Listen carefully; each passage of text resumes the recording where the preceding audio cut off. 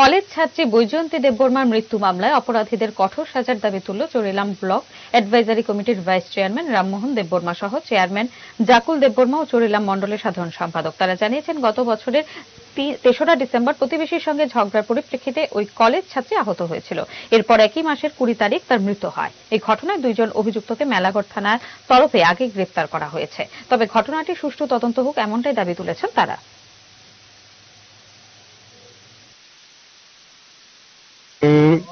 বৈজয়ন্তী দেববর্মা মৃত্যু এই বাসভবনে আমরা এসেছি, কেননা আমরা শুনেছি কয়েকদিন আগে বৈজয়ন্তী দেববর্মাকে বিভিন্ন মাধ্যমে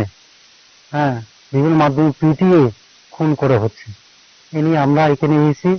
আসার পরে কেস দেওয়া হয়েছিল মেলাঘর পিএসের মধ্যে, কিন্তু এই কেসের কোনো সুরাহা পাইনি, সুষ্ঠুভাবে বিচার পাইনি।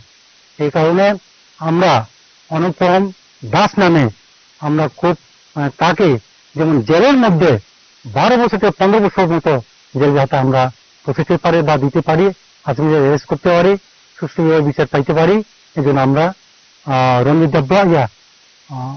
বসন্ত দেববর্মার ওনার মেয়ে মৃত্যুর অবস্থাতে ওনার বাসভবন আমরা এসেছি।